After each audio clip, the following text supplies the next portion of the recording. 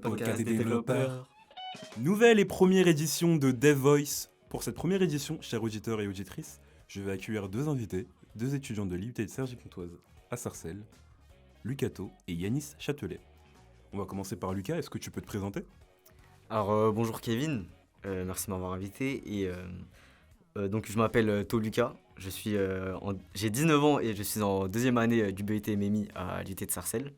Donc moi j'ai choisi le parcours création numérique et je compte devenir directeur artistique ou d'autres postes similaires. Ok. Est-ce que tu peux m'expliquer ton choix d'orientation du coup ? Alors j'ai choisi le BUT MMI parce que c'est une formation très polyvalente. Car je ne savais pas exactement dans quel genre de métier je voulais finir. Et donc venir ici m'a permis d'explorer un peu tout ce qui me plaisait. Et voilà. Ok. Est-ce que tu as une idée du secteur d'activité auquel tu sais travailler ? Alors moi je compte travailler dans le secteur du design graphique ou du motion design. Ok. Merci d'avoir répondu aux questions. Et toi Yanis, du coup, est-ce que tu peux te présenter tout d'abord ? Alors bonjour Kevin, moi c'est Yanis Châtelet, j'ai 19 ans. Je suis à l'IUT de Cergy-Pontoise dans le parcours développement web et j'aimerais faire du développement web plus tard.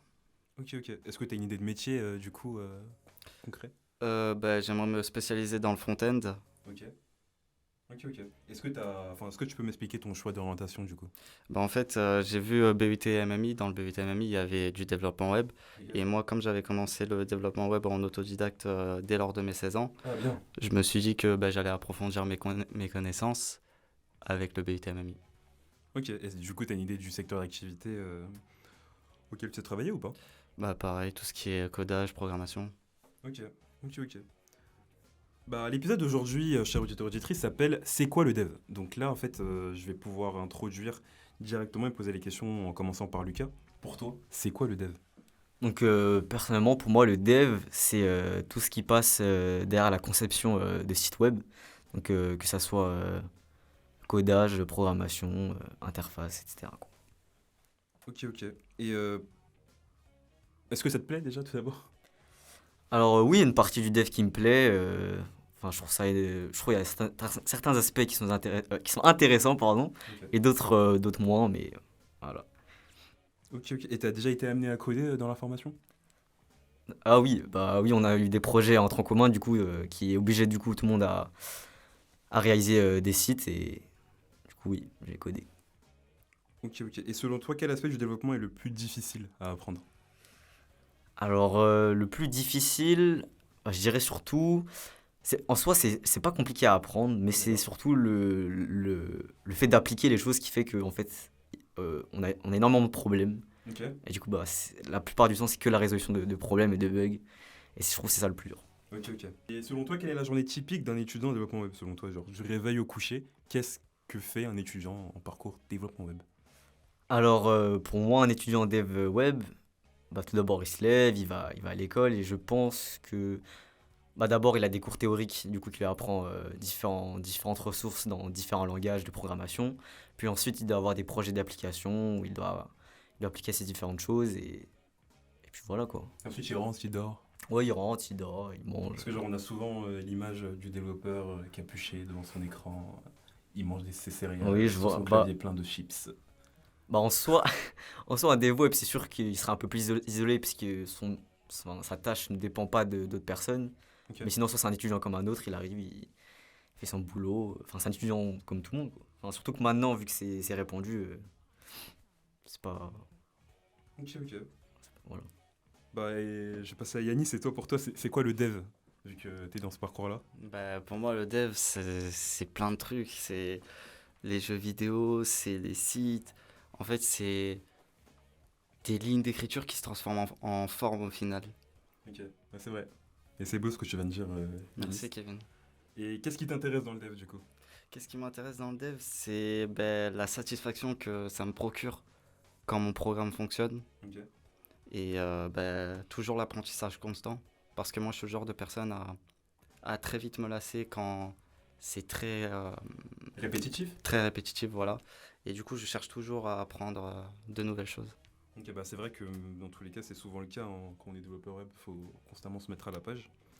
Et combien de temps consacres-tu au code ? Bah alors, tout dépend des jours, ça dépend si j'ai des projets personnels à réaliser ou des devoirs en général. Mais en général, je passe peut-être 2h30 par jour. Ok, ok. Et quel genre de projet t'es amené à réaliser du coup? Que ce soit Euh, personnel ou en rapport avec la formation? pour l'instant, en tant que projet personnel, j'ai mon propre portfolio. Ok, Et après, j'ai codé des sites vitrines ok. seulement pour alimenter mon portfolio. Et projet universitaire, j'ai deux sites, un site statique et un site dynamique. D'accord. Ah, mais c'est cool, j'espère que tu vas continuer. Et quelles sont tes principales difficultés techniques quand tu rencontres lors de tes projets? Principale difficulté technique, ça serait tout ce qui est back-end, parce que en soi, la théorie, je l'ai, Ok, mais pas une fois que je le mets en pratique, en back-end, je me trouve souvent dans des impasses. ok, ok, ok. Du coup, c'est plus la partie front-end, toi, qui te C'est ça. motive, qui t'intéresse.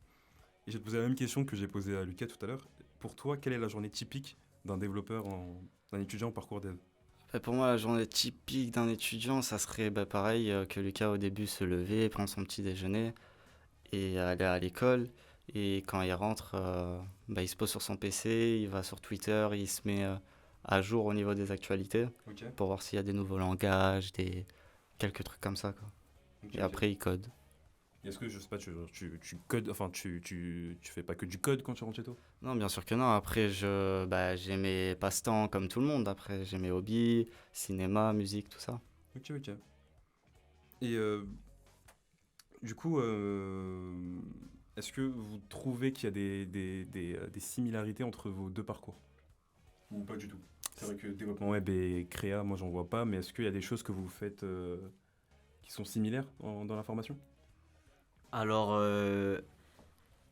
je trouve qu'il y a des similarités que ce soit dans les logiciels ou la logique d'aborder les problèmes, Ok. mais c'est juste différents champs d'application. Donc, par exemple, le dev, pour créer des interfaces graphiques, Ok. bah, il y a des choses qui se ressemblent énormément. Donc techniquement, en dev, on va parler de CSS. Et Mhm. donc, par exemple, il y a, que ce soit les polices, les couleurs, les espacements, les marges, etc., bah, c'est le même principe qu'en création. Ok. Et en création, bah, du coup, c'est des logiciels beaucoup plus visuels. Mhm. Donc, on va manipuler plus concrètement, alors que le dev, c'est que des lignes de code, quoi. Mais sinon, pour moi, il y a beaucoup de similarités entre les deux, je trouve. Moi aussi, moi je trouve ça, je sais pas si vous pensez la même chose que moi, mais on peut, je veux dire, parcours créa et on peut être aussi un dev créatif, genre de faire des choses, tu codes, mais au final, ta page, et ça peut être je vais pas dire de l'art, mais quelque chose de similaire. Bah, c'est pour ça que je trouve la formation mobilité, elle est bien. C'est on peut changer de secteur assez facilement et se réorienter assez facilement, quoi. Du coup, Ouais, c'est vrai, je vois ça. Ok, ok. Et toi, Yanis, est-ce que tu penses la même chose ou quoi Et moi, ouais, par rapport à la logique des logiciels tels que Photoshop ou Visual Studio Code, Ouais. c'est surtout au niveau du CSS, les ressemblances, pas forcément au niveau du HTML, tout ça, Mhm. mais au niveau de la mise en page du CSS ou de la mise en page de Photoshop, c'est très, très ressemblant. Ok, C'est juste qu'il y en a un, c'est de l'écriture et il y en a un, c'est visuel, comme Lucas l'a dit. ok, ok. Bah, je vous remercie d'avoir répondu aux questions. On arrive à la fin de l'épisode. Je tiens à remercier Lucas et Yanis pour leur participation. bah, merci à toi de nous avoir invités, hein. Pareil, merci à toi de nous avoir invités. Pas de souci. Vous pouvez retrouver l'insta de Lucas, c'est. To.lucas-du-bas. Et je pense que tu as un compte créa aussi. Oui, c'est CRLX-du-bas Eizo, EIZO. Ok, ok. Et pour Yanis, t'as un GitHub? Oui, moi j'ai un GitHub, c'est GUURIDO. Ok, voilà, donc vous avez leur réseau. Et à vous, chers auditeurs et auditrices, je vous souhaite de passer une bonne journée ou soirée en fonction de l'heure à laquelle vous m'écoutez. Et à très bientôt.